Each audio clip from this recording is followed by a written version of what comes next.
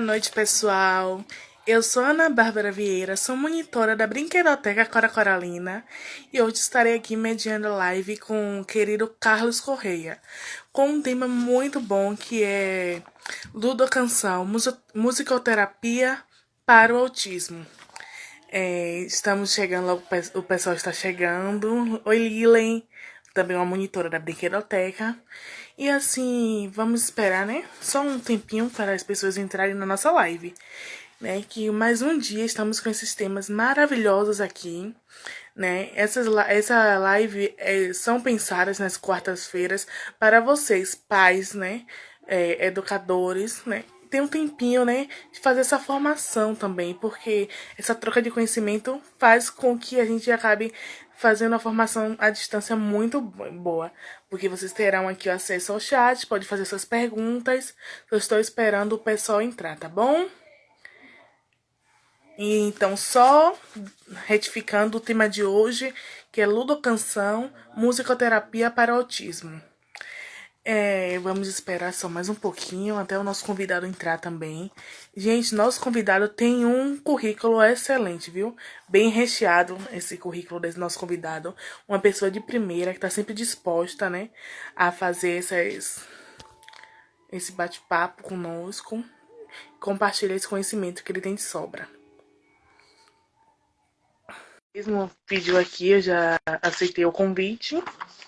Só esperar ele entrar, tá bom? Então, só retificando, eu sou Ana Bárbara Vieira, sou monitora da Brinquedoteca Cora Coralina, nosso convidado aí. Tudo bom? Tudo bom, minha querida. Tudo jóia. Eu tô aqui falando ao pessoal, né? Que mais uma vez Oi? você aceitou, mais uma vez o senhor aceitou nosso convite, né? A estar com a gente, fazendo esse Uma intercâmbio, honra. né? Salvador, Belém. Uma honra para mim. Uma grande honra. Uma grande alegria. Vou falar aqui para o pessoal quem é Carlos Correia, né? Então, Carlos Correia é Ei, psicopedagogo, é pedagogo, musicoterapeuta, especialista em inclusão e psicanalista em formação. E tem mais outras formações em si. Mas agora é de Carlos Correia, falando dele próprio. Quem é Carlos Correia? Carlos Correia é um rapaz de origem pernambucana que mora em Belém do Pará, apaixonado pela inclusão, apaixonado pela pessoa com deficiência, apaixonado pelo autismo e apaixonado pela ciência da musicoterapia, né? E apaixonado pela Bahia também. E como foi que Carlos Correia se encontrou com o objeto dele de estudo, que é a educação inclusiva, e principalmente com essa ênfase para os autistas, né?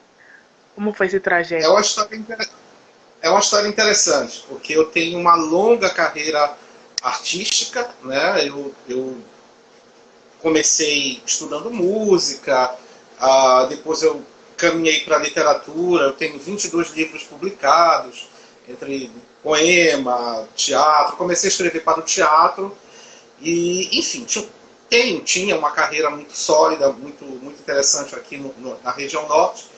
Só que isso começou a deixar de fazer sentido humano para mim, sabe?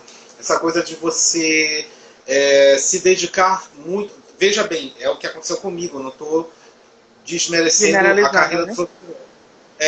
Só que o aplauso pelo aplauso, fazer uma apresentação e no final ganhar aplausos, isso acabou começando a se tornar sem sentido para mim. A arte precisava ter uma aplicabilidade para mim mais em outra ordem. Né? E aí então eu fui começando a perceber que a arte poderia ser uma ferramenta terapêutica também. Né? A arte ela é terapêutica. Né? E aí eu fui começar a fazer formações. A primeira foi educação inclusiva.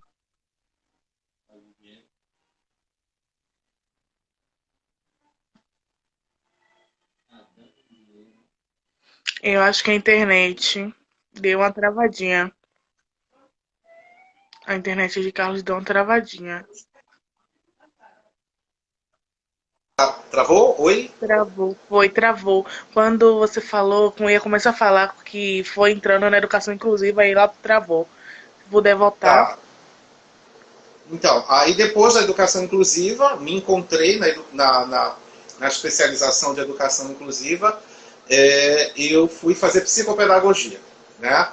Aí me formei psicopedagogo e aí não parei mais. Aí depois de psicopedagogia fui fazer musicoterapia, me especializei musicoterapeuta, né?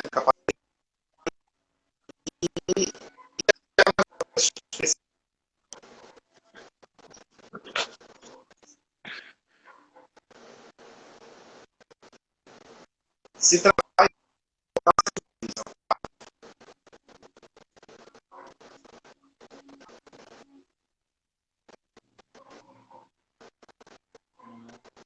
Carlos,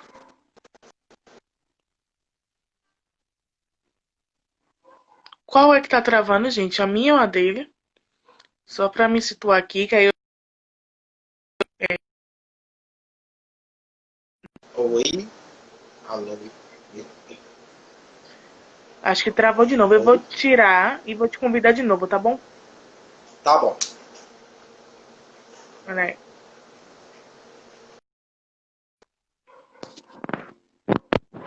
Vou convidar aqui de novo. É a dele, né? Vou aparecer aqui pra mim que eu vou convidar pra gente voltar aqui de novo.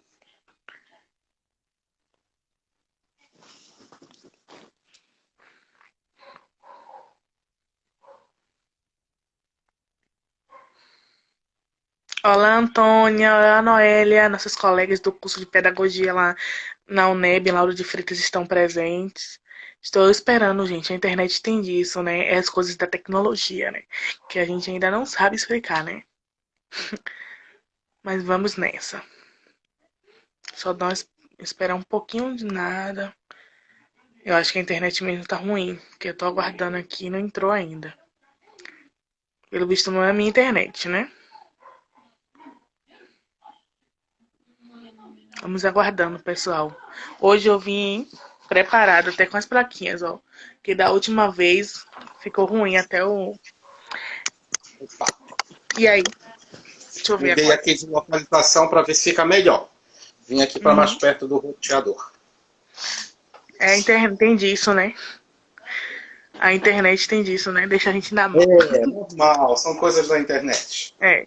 Coisa- Vou te situar onde você parou. Você parou quando você estava falando quando você fez musicoterapia. então. Aí então eu No fui fazer começo. musicoterapia.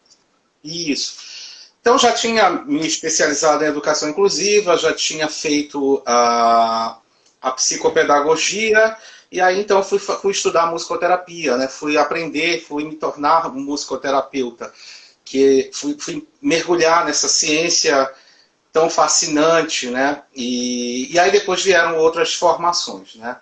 Antes de musicoterapia houve outras, mas o norteador é. E também fui me especializar em autismo, porque numa determinada altura, quando eu já estava formado psicopedagogo, eu iniciei um projeto aqui em Belém que se tornou o primeiro projeto de teatro inclusivo da região norte. Eu criei um grupo de teatro inclusivo. E nesse grupo eu tinha muitos participantes autistas, né? E comecei a ter muito contato com o universo autista. Então fui fazer especialização em autismo e é isso. E hoje sou essa pessoa que se divide entre o setting terapêutico, né, como psicopedagogo e musicoterapeuta, e a pesquisa, né? Sou muito apaixonado pela pesquisa e em especial com a pessoa com autismo. Eu acho interessante quando você traz que você já trabalhava como. Já era um artista, né? Mas Sim, os aplausos não era suficiente para você. Eu acho que vai muito quando a gente começa a fazer pesquisa, né? Pesquisa, pesquisa, mas não com traz nenhuma certeza. ação para a sociedade em si. E como isso também, eu acho que um momento faz a gente refletir nossas pesquisas, né? O que que eu estou levando para a sociedade de tanta pesquisa que eu estou realizando? Eu acho que vai bem Exa nesse caminho aí. exatamente. Eu tenho uma dúvida, Exatamente. Carla. Eu tenho uma Diga. dúvida. Qual é a diferença de arte terapia para musicoterapia? Eu sei que tem diferença que uma usa a música e a outra, mas para o autista em si, qual é a diferença? Primeiro, a gente precisa explicar. Eu vou até te pedir licença, eu tenho um assistente aqui do meu lado, que é minha mãe. Vou pedir para ela me trazer um pouquinho, um copo com água, para eu não me engasgar aqui. Vamos lá. Então, primeiro vamos entender uma coisa básica, tá? Musicoterapia não é ensino de música, tá? Tanto que a gente nem fala em aula. Eu quero, Carlos, que o meu filho faça aula de musicoterapia com você. Não é isso, tá? A musicoterapia é uma ciência da área da saúde, ela é interventiva, né? Então a gente está falando de práticas de saúde, práticas clínicas, tá? O ensino de música é uma outra coisa. Eu, por acaso, eu sou especialista em ensino de música e sou musicoterapeuta, né? Inclusive, na formação, os colegas costumam ter muita dificuldade, os colegas músicos têm muita dificuldade de separar esse perfil do musicista, que tem um perfil artístico, que procura o acerto, a afinação, procura outras questões, né? E o setting clínico. A arte-terapia é uma outra ciência clínica. É uma ciência que usa a arte, de forma geral, como manancial terapêutico, tá? Então, na musicoterapia, eu vou usar a música como aporte terapêutico, né? Eu vou usar a música como ferramenta interventiva para atuar em cima de questões clínicas, né? Como fragilidades do universo do autismo. Mas a musicoterapia é muito ampla. A gente vai ter a musicoterapia aplicada ao Alzheimer, nós vamos ter... enfim, é uma ciência realmente muito ampla. Então, a arte-terapia é uma irmã da musicoterapia, né? Sem hierarquia entre uma e outra, só que na arte-terapia as ferramentas são as artes plásticas, é o teatro. Musicoterapia, a ferramenta clínica é a música. Entendi. Uma coisa assim, pro autista, eu vou trabalhar assim, ó, em cima dele, assim. Eu quero que ele melhore a sua relação interpessoal. Aí eu já vou para um Sim. tipo de música específico para isso. Um tipo de musicoterapia tem tipos diferentes para isso. A musicoterapia, ela tem segmentações, né? Então, eu tenho desde a musicoterapia receptiva, a musicoterapia criativa, recreativa, não é recreativa, é recriativa, né? Criativa. Então, de recriar. Eu posso propor uma intervenção musicoterapêutica na qual meu paciente recrie alguma canção, algum experimento musical, e nisso haja a intervenção clínica, né? Então, quando a gente fala do autismo, a principal questão, uma das grandes questões relacionadas ao universo autista, é justamente a questão da comunicação, da interpessoalidade. Você sabe que o autismo, para que a gente chegue ao diagnóstico do autismo, que é um diagnóstico diferencial, o que significa isso, Carlos? Não existe um exame que a gente faça, fura o dedo, tenha lá um IgG, um IgM, e você detecte o autismo. Não é isso. O diagnóstico ele é diferencial. Então a gente vai descartando até chegarmos na conclusão de que se trata do autismo. Ele precisa de um tripé para que a gente consolide a diagnose, né? Os 3 fatores. O primeiro fator é a fragilidade interrelacional. O autista ele tem dificuldade de relação com o outro. Auto, para si mesmo. Ele não é alter. Alter é o que se preocupa, o que se relaciona, o que se expõe para o outro, né? Esse é o primeiro tripé. O segundo elemento do tripé são as fragilidades comunicacionais, na linguagem, né? O autista ele tem fragilidade na linguagem. E, por fim, o comportamento estereotipado. A musicoterapia, em frações diferentes, ela vai poder intervir em cada um desses tripés. Eu posso, através de ações musicoterapêuticas, ou musicoterápicas, como queira, intervir na fragilidade relacional do autista, eu posso intervir na fragilidade comunicacional, na linguagem, e posso também, se for o caso, intervir nas questões de comportamento estereotipado. Só para encerrar essa explicação, A gente só precisa também ter cuidado, porque geralmente quando a gente pensa no autista e pensa... Vocês entendem quando eu falo estereotipia, comportamento Entendo. estereotipado? Eu entendo. Se eu falar qualquer coisa muito técnica, por favor, me peça para explicar, porque às vezes eu posso ir falando muito e falar muito tecnicamente, né? Então, o comportamento estereotipado é aquele comportamento aparentemente imotivado que o autista tem, né? Por exemplo, né, alguns Andar em têm o círculos. flapping. Exato, tem o flapping, que é uma estereotipia muito conhecida, que é esse, né, esse mover as mãos e se balançar. Durante muito tempo, se acreditou que era preciso intervir nisso e tirar o comportamento estereotipado do autista. Hoje nós sabemos que não devemos fazer isso, porque a estereotipia é uma regulação para o autista. Né? Ele muitas vezes ele está num caminho de uma desorganização e a estereotipia é o que vai fazer ele não se desorganizar. Mas se for uma estereotipia muito acentuada que causa angústia, que causa sofrimento para ele, aí sim a gente pode intervir. Tem algumas perguntinhas. Vou A vendo aqui. primeira é perguntando se você já trabalhou com outras pessoas com outro tipo de deficiências, além do autismo. Vou falar logo a Sim, outra. E perguntaram também se como é trabalhar musicoterapia com os autistas. tá. As duas perguntas. E sim, eu trabalho como especialista em educação inclusiva, né, como eu falei no início, eu sou especialista na mediação educacional com todos os segmentos de deficiência. Né?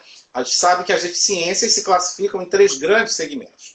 Deficiências sensoriais, onde a gente vai incluir cegueira, surdez, a deficiência física, na qual a gente vai incluir a tetraplegia, a paraplegia e a paralisia cerebral, tá, gente? Paralisia cerebral é uma deficiência física. E para nós, educadores, as chamadas deficiências cognitivas, onde estão as pessoas com autismo. Então, como tal, eu trabalho com autista, eu trabalho com síndrome de Down, que eu amo, adoro as pessoas com síndrome de Down. Trabalho com a síndrome ainda pouco falada, mas que tem chegado muito nas escolas, que é a síndrome de Williams. Não sei se vocês já ouviram falar, né?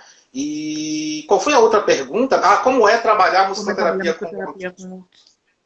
Você sabe que a gente tem um grande pesquisador no universo da musicoterapia, que é o Gatino. O Gatino é um grande musicoterapeuta brasileiro que pesquisa há muito tempo essa relação da musicoterapia com a pessoa com autismo. Então, são muitos os mistérios. Né? O autismo ele é um extrato realmente muito desafiador. Então, primeira coisa que a gente precisa ter cuidado quando a gente vai trabalhar a musicoterapia com um autista é o que a gente chama de hipersensibilidade auditiva. Porque o autista, os autistas, de modo geral, têm hipersensorialidades. Como assim, Carlos? Você vai ter um autista com hipersensorialidade tátil, ele tem muita aflição em contato, ele não deixa que peguem nele, ele não gosta de pegar nas coisas. Nós vamos ter o autista com hipersensorialidade olfativa, ele tem... Os cheiros incomodam, então de repente se você chega com um perfume mais forte, ele vai reagir. E nós vamos ter o autista com hipersensorialidade auditiva. Então, na musicoterapia, a gente faz o que a gente chama de testificação sonora. Primeiro trabalho de um musicoterapeuta que vai trabalhar com autista é fazer a testificação sonora. Em linhas gerais, trocando em miúdo, traduzindo para que vocês entendam, é testar quais sons incomodam e quais sons não incomodam aquele autista. É a primeira investigação que eu faço. Né? Sons mais agudos, sons mais graves, por qual manancial de sons eu vou seguir clinicamente para atingir aquele paciente. Né? Cada um é um. Né? Então, de modo geral, a gente precisa ter esse cuidado. E tem várias maneiras de fazer o trabalho com o autista. Né? No caso, eu tenho esse que eu trouxe para falar para vocês, sobre o qual nós vamos falar daqui a pouco, que é a ludocanção. Mas a gente tem a regência musicoterapêutica, né, que é uma técnica muito bacana, né, em que a gente vai convidando o nosso paciente autista porque assim, se o autista tem essa dificuldade relacional, então ele tem dificuldade de entender quando eu estou demandando algo para ele, quando eu estou pedindo algo para ele, quando eu estou tentando interagir com ele. Então, a regência musicoterapêutica é uma estratégia, vamos dizer assim, muito interessante, né? Na qual eu começo deixando ele se manifestar no setting musicoterapêutico, eu boto ele com vários instrumentos ali e ele vai pegar o que ele quer e ele pode pegar, por exemplo, um violão e ele não vai bater nas cordas, ele vai pegar o violão e vai começar a tamborilar no tampo do violão. Isso me interessa como musicoterapeuta. Então eu vou começar a perceber o que ele faz e vou começar a imitar o que ele faz. Né? Ele faz, eu faço. Ele bate num tambor, eu bato num tambor. Vai chegar um momento que ele vai começar a perceber uma conexão entre nós. Né? Ele fez algo, eu fiz também. Quando ele percebe isso, a gente já tem uma primeira vitória. Vocês percebem? Porque se ele está começando a notar que ele está fazendo alguma coisa naquele instrumento e eu estou fazendo também, ele já está se ligando a mim. Eu já estou influindo para ele, não é? Então eu vou seguindo nessa prática até que vai chegar um momento em que eu vou tentar... Ele está me regendo nesse primeiro momento, né? Ele faz, eu faço. No momento posterior, eu vou tentar regê-lo. Né? Quando eu conseguir fazer e ele também fizer, eu estou conseguindo regê-lo. Então eu consegui me comunicar com ele.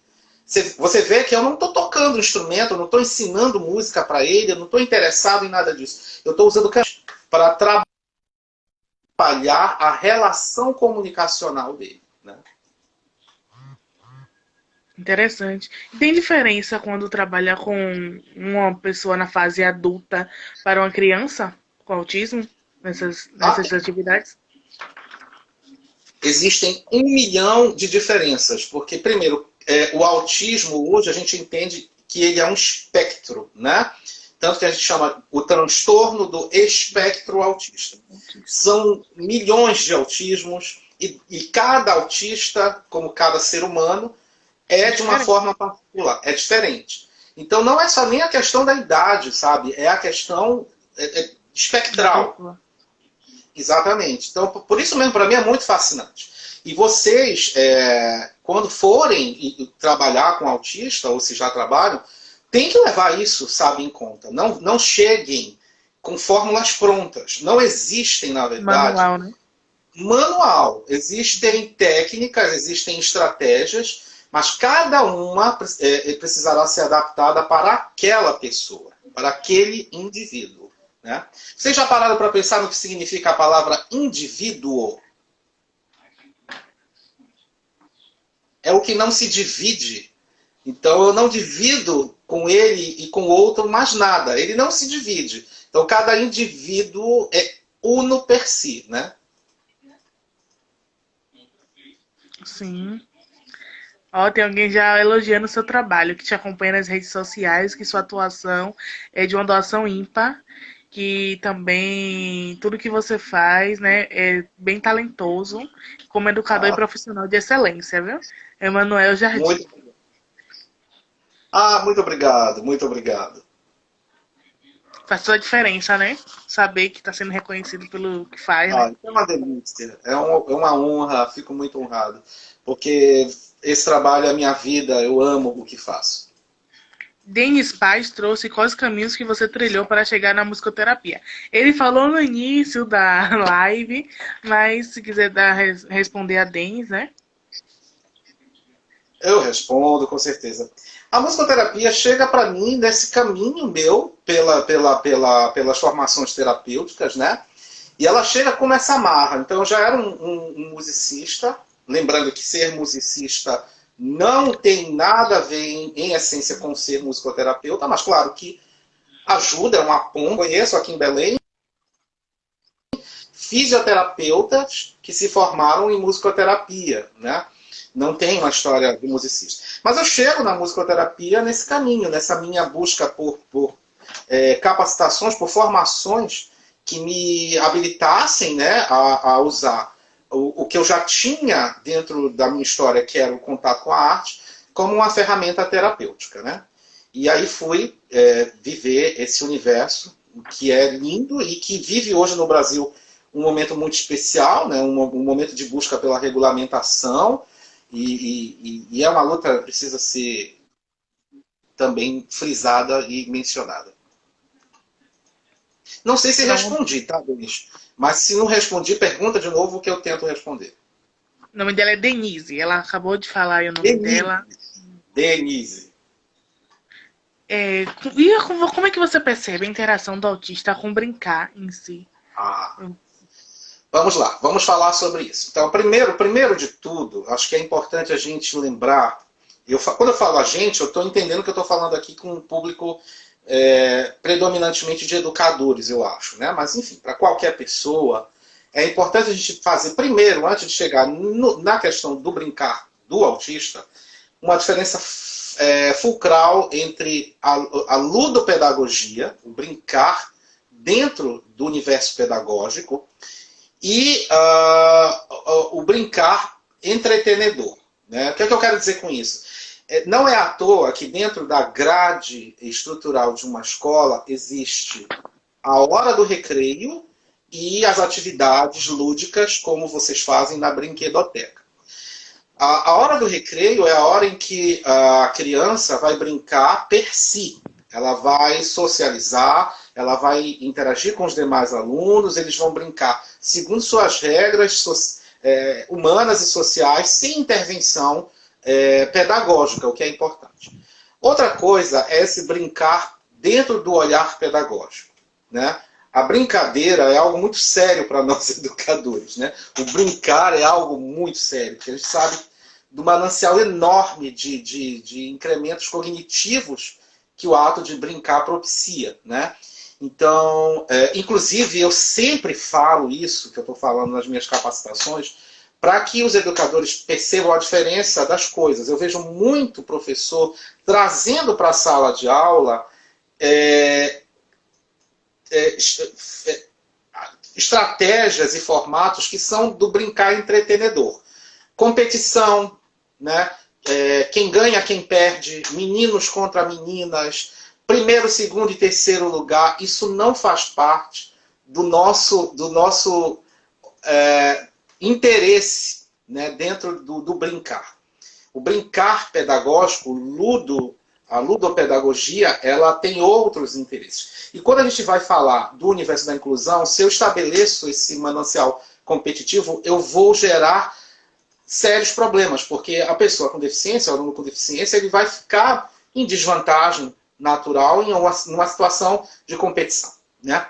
Aí a gente chega no autista. Né? Existe uma lenda de que o autista não tem interesse pelo brincar, que ele não saberia brincar. Que ele tem um interesse muito restrito, que ele tem um campo focal muito fechado e que ele, na verdade, não reage, não responde ao estímulo lúdico da maneira ideal. Eu discordo totalmente, tá? O autista, hoje a gente está falando muito no novo normal, né, com a pandemia. Para mim, o autista já traz o novo normal há muito tempo. O autista, ele tem o jeito dele brincar. Né? E a gente tem que se abrir para entender isso. Que ele tem a forma dele de brincar, a maneira de brincar, e isso precisa ser respeitado.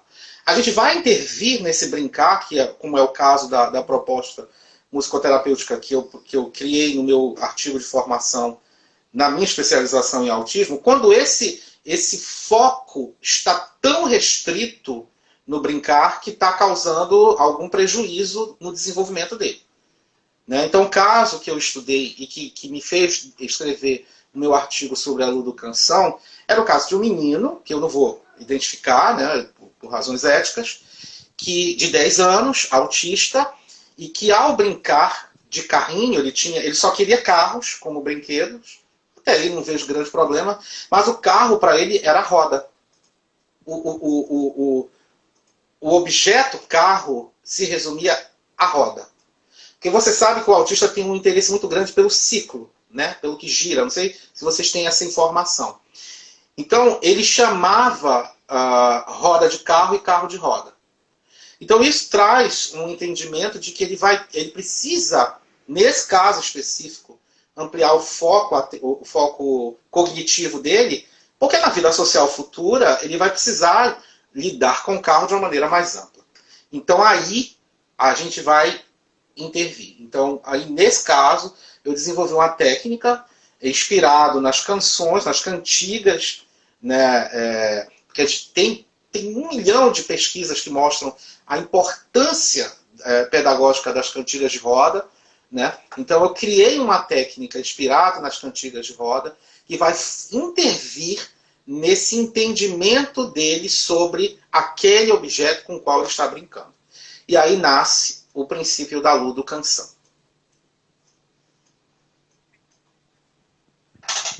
Eu não estou te ouvindo.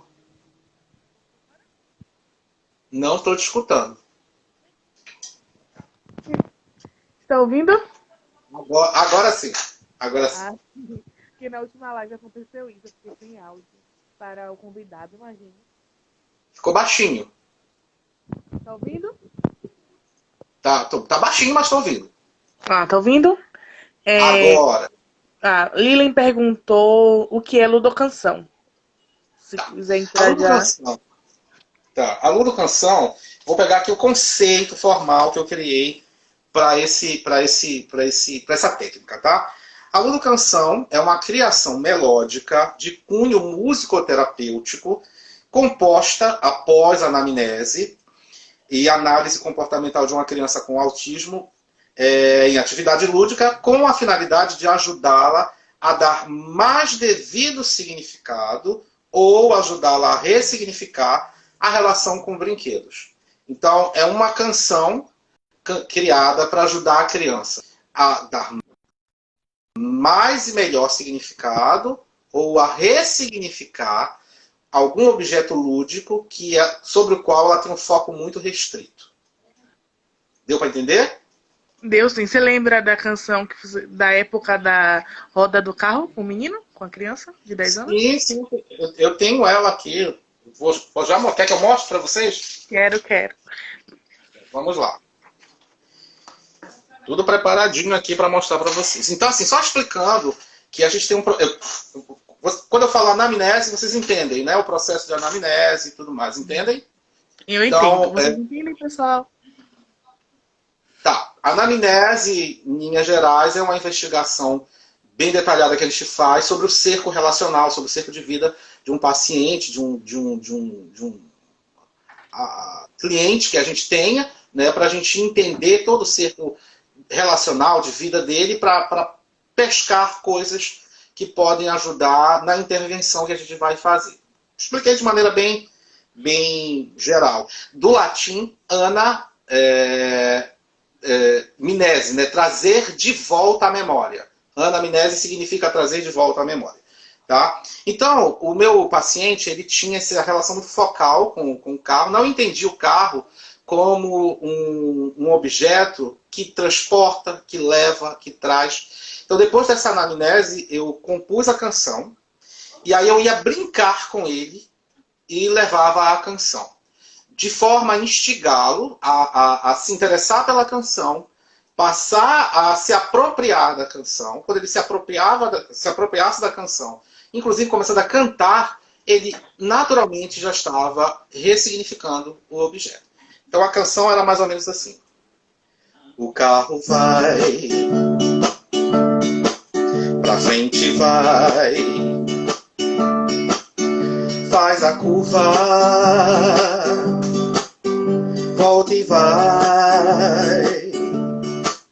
O carro leva, o carro traz, faz a curva, leva e traz. No carro vão a mamãe e o papai. Entende? Eu apresento para ele uma canção que faz ele entender aquele objeto como mais do que uma roda. Como algo que leva, como algo que traz, que faz curva, né? Tudo de maneira lúdica, para que ao brincar, inclusive, ele possa ser motivado a fazer curva, ir para frente, ir para trás, e é isso. Aí a professora Marta trouxe aqui, então. Então, cada ludocanção vem a partir de cada caso que você vai estudando, vai sendo apresentado, né? Exatamente. Então, claro que depois, de repente, se tiver um caso similar, eu posso usar a ludocanção do carrinho, posso ter algum outro paciente que precise, mas de modo geral, cada caso vai me demandar uma anamnese, uma composição específica, né, e um trabalho de aplicação específico. Eu primeiro, só para explicar para vocês, né, como eu aplicava, então primeiro eu brincava com ele, via o que ele me dava daquele brincar com o carrinho, preparava a canção, primeiro levava ela a letra, lia com ele a letra, lia. E aí tem uma coisa que, assim, se você percebe, quem estuda autismo talvez entenda, que eu repito muito as coisas. O carro vai, o carro vem, o carro volta. O carro... Eu me aproprio de uma coisa que é do universo autista, que é a ecolalia. O autista tem essa questão de repetição, né? Ele gosta da repetição. E aí é como se fosse uma canção ecolálica, né? E aplico para ele. Cada caso, um caso. É interessante que na construção da ludocanção você tem que conhecer a visão de mundo da criança e da família, né? Ou eu tô errada? Por isso a anamnese é fundamental. Por isso precisa de um musicoterapeuta. E agora os colegas musicoterapeutas vão... Carlos, diz isso aí. A musicoterapia, para acontecer, ela exige a presença de um musicoterapeuta, tá? Claro que, da feita que a gente criou, aplicou e houve o desenvolvimento, eu posso entregar isso para o professor e ele continua usando. Mas essa intervenção clínica exige um profissional da musicoterapia. Ô Carlos, na construção tanto da ludocanção e nas atividades da musicoterapia, como é que acontece essa interação de você, musicoterapeuta, a criança e a família? Bem, para mim, como profissional terapeuta, o contato com a família é fundamental. Tá? Inclusive para ver situações nas quais, muitas vezes, os pais estão precisando de intervenção terapêutica. Tem pais que precisam passar por intervenções terapêuticas, porque a gente sabe que não é não vamos romantizar, muitas vezes é extremamente desafiador. E aí, só um parêntese também que é importante frisar, esse caso que gerou essa ludocanção é de um menino com a síndrome de Asperger, tá? Que é uma fração do autismo, hoje considerado autismo grau leve, né? Onde as coisas, na qual as coisas são teoricamente menos complexas. Mais fácil. Porque exatamente. Se eu tiver um autista severo, aí as coisas são em outra ordem. Então, assim, a família, para mim, é uma parceira fundamental. Não raro eu pego pais, chegam até mim pais exaustos. Quando eu falo pais e mães, né? Exaustos, muito fragilizados emocionalmente. Então, e isso, inclusive, é uma fala que eu faço para vocês, educadores, ludopedagogos, paciência com essas famílias. Eu sei que muitas vezes eles chegam em cima da gente com unhas e dentes, muito tensos, cobrando muito, mas são pessoas que vivem vidas muito complicadas. Então, eu sempre estou conversando, sempre estou fazendo relatório, sempre estou pegando feedback para ver como é que as coisas vão melhorando, influindo. Assim, tem até uma questão interessante. De modo geral, nos setting terapêutico, né, que é o ambiente onde a gente faz a intervenção terapêutica, o ideal é que esteja só o terapeuta e o paciente, né? Mas como eu trabalho com crianças, às vezes, muito novinhas, de 3 anos e tudo mais, e tem essa coisa do terapeuta homem, né? Muitas vezes eu autorizo de boa que os pais fiquem.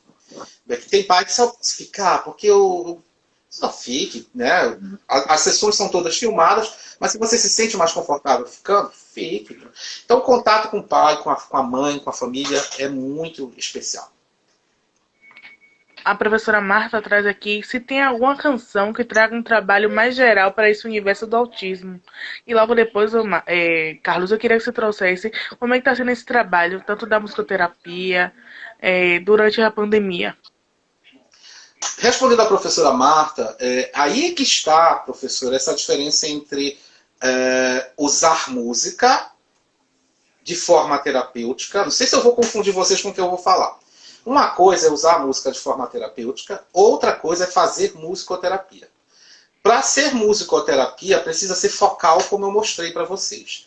É um trabalho de investigação clínica, de anamnese, para uma intervenção dirigida a um caso. Isso é musicoterapia. Se eu pego uma música geral que fale sobre o autismo, eu estou fazendo um exercício musical, né, de entretenimento que pode ter um efeito terapêutico, que pode deixar alguém relaxado, alguém feliz. Porque tem essa confusão, né? Geralmente quando as pessoas pensam em musicoterapia, pensam assim, eu quero fazer musicoterapia, eu preciso relaxar. Quem disse que o musicoterapeuta vai necessariamente deixar relaxado? Pensem no fisioterapeuta. O fisioterapeuta é um profissional que, para fazer o trabalho dele, muitas vezes vai tensionar você, vai te puxar, vai te revirar. Em musicoterapia isso vai acontecer também. Às vezes o musicoterapeuta ele vai te levar para zonas de desconforto, mas justamente com um olhar clínico, não é? Então, a gente precisa só separar o geral. Quando eu uso para mim, tá? Eu posso ter outro colega musicoterapeuta que me diga, não, Carlos, eu faço um trabalho com canções de cunho geral. Eu sou muito mais focal. Acho interessante você trabalhar mais com o específico do que você está trabalhando. Uma Com coisa, certeza. Carlos, então assim, só para diferenciar, a musicoterapia é uma parte clínica, né? Vai tratar das coisas específicas. E quando a gente fala da música em si, uma música geral sobre autismo, é uma parte de entretenimento e até de informacional, né? Para as pessoas. Ou eu tô errada? Isso. É por aí. A musicoterapia é uma ciência de feição clínica, né? E que vai intervir em questões cognitivas, psíquicas e orgânicas, tá? E como tal, às vezes ela vai ser um trabalho legal, gostoso, mas às vezes não necessariamente, não é? Então, por exemplo, eu faço um trabalho de musicoterapêutico que é de alfabetização por estímulo sonoro, né? Acho que congelou. Voltou? Estamos aqui? Voltou. Deu congeladinha, né? Você está, a gente Oi? está. Oi, Oi? tô ouvindo, Carlos? Não, não Tá me travou não. ouvindo? Pode continuar. Tá. Então, eu faço um trabalho musicoterapêutico que é alfabetização por estímulo sonoro. Esse é um trabalho musicoterapêutico extremamente delicado, em que não há um status de relaxamento da criança. Eu preciso estimular a criança. E às vezes isso é exaustivo. Inclusive, eu tinha uma paciente de 3 anos que fazia ABA. Vocês entendem ABA, a análise do comportamento aplicado, que também é uma ciência interventiva. Ela fazia sessões de ABA, que é bem intenso, e depois vinha para mim para fazer as sessões de intervenção musicoterapêutica. E eu cheguei para a mãe e disse, eu vou parar, porque o meu trabalho é muito espicaçante, é muito intenso, e ela já chega cansada do ABA. Então, como talvez o ABA nesse momento seja mais relevante, então eu proponho, eu vou me retirar. O terapeuta, inclusive, tem que ter essa noção, Deixa eu olhar. essa pertinência, esse olhar, de saber quando ele deve se retirar, né? Não sei se respondi, tá? O som desapareceu.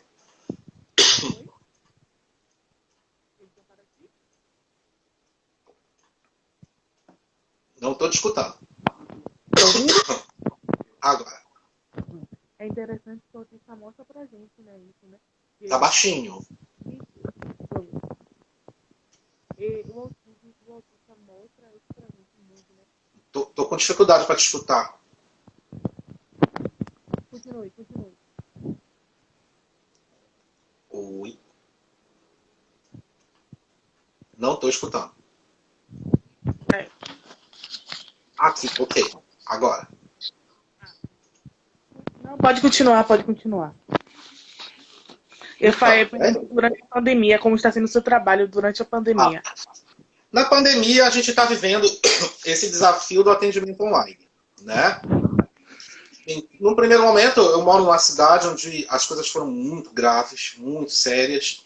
Então, nós paramos por completo aqui em Belém, porque vivemos situações bem difíceis, né? Eu passei a coordenar grupos de apoio com relação à Covid, comecei a atuar de forma musicoterapêutica mais nessa questão das pessoas com Covid, das pessoas com crise de ansiedade por causa da Covid.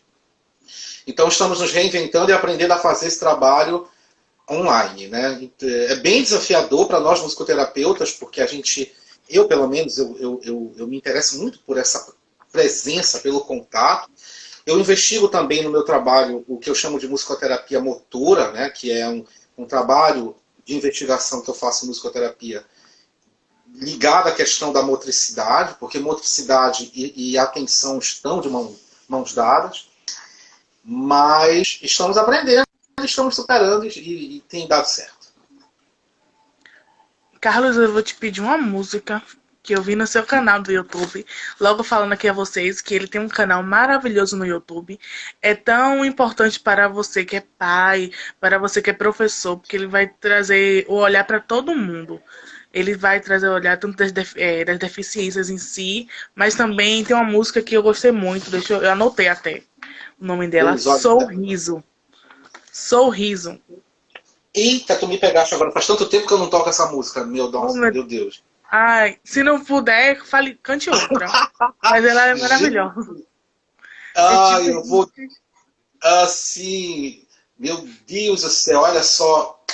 Tem tanto tempo que eu não toco essa música. Se não puder cantar ela, eu vou deixar a tarefa para todo mundo olhar no YouTube. Que é maravilhosa. É até uma maneira do pessoal ir lá me conhecer o trabalho maravilhoso. Eu não sei se você viu o vídeo, acho que você viu o vídeo no qual eu estou tocando com meu querido amigo, o Gabriel Rolim, que é um jovem com síndrome de Down. Foi esse vídeo que você viu? Eu criei essa música para ele. Gabriel é um amigo querido que eu tenho, ator do meu grupo de teatro inclusivo. E, inclusive, naquele vídeo, quem está tocando, eu estou tocando e cantando ao violino, o Gabriel, e quem está tocando ao violão é o Rafael, que é um jovem com deficiência física. Então, se puderem dar uma olhada lá, me perdoe. Olha, a gente tem disso, eu componho tanta coisa que às vezes o HD não sustenta. E eu acho que foi uma coisa específica, assim, para o povo ficar com gostinho e querer ir olhar no canal do YouTube a música. Bora confessar agora. A gente tramou isso, a gente criou esse momento só para mostrar o pessoal. Tem duas perguntas. Maria Milena pergunta assim: como alinhar a psicomotricidade com a musicalização? E a professora Marta depois pergunta como essa privação, você social atual, a sua privação atual, né, por causa da pandemia, está a situação com as crianças autistas. Tá. Primeiro, assim, respondendo como aliar a motricidade à musicalização. Lembro de novo, tá? Musicalização não é musicoterapia, tá? Mas eu vou te responder dentro do sentido da musicalização. E também com relação à musicoterapia. Motricidade e execução musical estão completamente de mãos dadas, né? Então, um instrumentista, ele precisa ter habilidades motoras desenvolvidas. Por exemplo, eu toco violino. Então, eu preciso ter esse aporte motor dos meus dedos satisfatoriamente desenvolvido para executar o que a música me pede. A música, per si, né, a musicalização, ela tem exigências muito específicas. Eu preciso acertar notas, eu preciso afinar, eu preciso harmonizar com quem eu estou tocando. Isso é musicalização. Na musicoterapia, me interessa a relação entre motricidade e função cognitiva, especialmente da atenção. Essa é uma pesquisa que eu desenvolvo, né? Você sabe que para a gente ter a nossa função atencional preservada e bem incrementada, é interessante que a nossa motricidade também esteja bem desenvolvida. Lá na primeira infância, até Piaget vai falar sobre isso, tem as fases do desenvolvimento, né, piagetianas, e eu trago isso também para o cenário da musicoterapia. A criança, logo lá no início, enfim, tem 3 fases: raspar, jogar e bater. Essas 3 fases motoras são muito importantes, tá? E aí vocês que estão ligados à questão do brincar, tem que ficar atentos a isso. Então, a partir de agora, eu vou pedir uma coisa. Sempre que uma criança estiver raspando alguma coisa, não coíba ela. Para, menino. Ou, não tem aquela fase que a criança, tudo que ela pega, ela joga? É importante. Não coíba também. Porque é só o desenvolvimento satisfatório do raspar, do jogar e do bater que fecham uma motricidade satisfatória. Então, quando a criança está lá com medo, que ela pega e raspa, raspa, raspa. Claro, você fica enlouquecido. Meu Deus, né? Pegou a sopinha, botou a colherzinha e raspou ali. Tudo bem, tem o chamado comportamento indesejado. A gente não deseja que aquilo aconteça. Você pode educar a criança, mas não diga, não faça isso. Não entre de carrão de cena nela dessa forma, porque você vai tá prejudicando esse desenvolvimento psicomotor dela. Aí ela pega você dá um brinquedinho, ela joga. Aí você pega, devolve. Ela joga. Aí você, menino, para com isso. Entra na brincadeira. Aí a gente chega no brincar. Brinque com ela. Ela joga, você joga. Ela joga, você joga. Até porque ela tá investigando. Tá? E acho que eu respondi a questão da motricidade e da musicalização. Né? Teve outra pergunta? Não me lembro. Teve sim. A professora pergunta como essa privação social atual está sendo com a situação das crianças autistas. Isso é uma questão seríssima. Inclusive, o próximo vídeo do meu canal, que eu vou gravar nesse sábado agora, já deve ir ao ar no sábado e no domingo, é exatamente sobre isso. Gerenciamento de temperamento autista na pandemia. Isso é sério, tá? Porque a gente tem tido muitos casos de crise comportamental deles, porque o que acontece? O autista ele já tem uma necessidade de estar atrelado à rotina. A rotina é algo importante para o autista. Então, no início da pandemia, essa rotina já foi quebrada. Né? O ir à escola, ele já não ia à escola porque não pode ir para a escola. Então, é preciso ter muito aporte para fazer essa gestão aí. Então, primeiro, entenda que seu filho autista tem razões psico-orgânicas para estar desorganizado nesse momento. Fortaleça, aí eu vou falar com você, pai e mãe, fortaleça o seu temperamento, a sua psique. E eu proponho alguns jogos de adaptação. Né? Então, por exemplo, agora, teria sido interessante fazer isso lá no início, tá? Agora já não é muito aplicado. Mas todo dia, o teu filho autista, todo dia às 8 da manhã, se vestia para ir para a escola. Né? Não pode ir mais para a escola. Então, como é que a gente vai fazer esse processo? Não chega com eles, não vamos para a escola, você não vai se vestir. Não, deixa ele se vestir, deixa ele se preparar, só que você vai desconcatenando devagar. Então a primeira coisa é, hoje você vai se vestir, você vai botar o uniforme, mas você não vai para a escola. E aí você vai desfazendo essa rotina. Olha, hoje você já não vai precisar se vestir. E aí você vai organizando ele. Claro que não subestimando também, tá, gente? Explique o que está acontecendo. Explique que a gente está numa pandemia. Meu filho tem autismo severo, Carlos. Explique. Fale para ele. Explique, converse com ele. Ele não vai entender. Não subestime o autista. E entenda que vão haver as crises. Vão haver os episódios de desorganização. Né? Existem técnicas para lidar com isso, como a intervenção no nervo vagal, tá? Nervo vago. Todos nós temos um nervo vago, que é um nervo que liga o cérebro ao resto do nosso corpo. Esse nervo vago ele tem uma importância fulcral para o autista. Então, massagear a região cervical, se ele permitir, se ficar tudo bem para ele, porque ele pode não permitir, mas tomara que ele permita, fazer massagem nessa região é uma intervenção interessante, porque ativa o nervo vago e ajuda eles a terem mais conforto. Interessante que no seu canal eu vi um vídeo, né? Até como falar com o autista, né? Você traz desde a plaquinha Noeva até a roupa, o olhar. Muito interessante, gente. O canal dele é maravilhoso, viu? Vão lá no canal. Carlos Correia Mas, Santos. Estamos com 55 minutos, mas tem uma pergunta aqui, ó. Teria como fazer uma ludocanção para esse momento? olha, não, porque não é um cenário de intervenção clínica. Eu não estou precisando intervir com vocês. Eu posso compor uma canção como artista da música e entreter vocês. Olha aí a diferença, né? Eu vou fazer uma canção entretenedora. A respeito, rapidamente, dessa questão do... Tem uma coisa que quem me acompanha diz assim, mas nossa, como ele gosta de se vestir de forma com cores, né? Como ele é colorido. As pessoas rapidamente percebem isso. Isso é uma estratégia chamada cromatismo recognitivo, especialmente dirigida aos autistas. Quando você usa cores, você se torna interessante para eles e você se torna um ponto atencional atrativo para eles. Muito. Oi, Carlos. Oi, estou te ouvindo. Tá ouvindo? Estamos com Tô sim. 55, 52. Denise disse que vai se inscrever no seu canal. Todos se inscrevam, é muito bom. Os vídeos são curtos, mas com muito conteúdo e de uma forma bem legal de passar esse conteúdo, né? Que você fica tão entretido que você assiste vários em meia hora. Que bom. Eu quero agradecer de coração, né?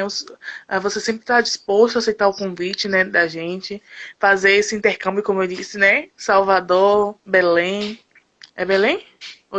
Belém. Ah, tá. E aí, assim, eu agradeço de coração em nome da Brinquedoteca Cora Coralina, da professora Marta. Agradeço a colega Daniela Jacó, que nos apresentou o seu conteúdo, né? Se não fosse Dani, a gente não estaria aqui. E se você quisesse encerrar com a musiquinha, suas considerações finais, eu agradeço. Bem, eu queria agradecer demais, é uma honra para mim, né, estar em contato com vocês. Me tomem como um amigo parceiro, estou à disposição de vocês. Eu vou encerrar cantando a capela uma canção que eu amo, de um espetáculo meu chamado Pelos Olhos Dela, um espetáculo sobre a cegueira, e que diz assim: os teus olhos não desenham emoção. Os teus olhos não. O que enxergas é só parte da visão. Não é o que vê o coração. Vamos ver pelo coração, com o coração. Inclusão é um ato de amor e respeito social que a gente faz pelo coração. Maravilhoso, viu? Perfeito. Aí eu agradeço de coração a todos que esteve conosco, né? Durante essa live. A Denise, que agora vai ser uma parceira nas suas atividades lá no seu canal. E também aqui no Instagram dele, viu, gente? Carlos Correia Santos. É muito bom, muito legal. Sigam mesmo, né? É uma forma de a gente agradecer por tanto que ele passa de conteúdo, né, nessas lives. E quando acabar a pandemia, eu espero encontrar, né, fazer que você venha aqui para Salvador, para Lauro, fazer esse Vou, intercâmbio, imagine, vou atividades adorar. presenciais. Agradeço de coração, vou estar encerrando a live. E sempre que for possível, né, queremos fazer esses bate-papos com você, porque é muita troca, nem troca, viu? É uma enxurrada de conhecimento que você traz. Muito Estou à obrigada. disposição. Obrigada. Obrigado. Tchau.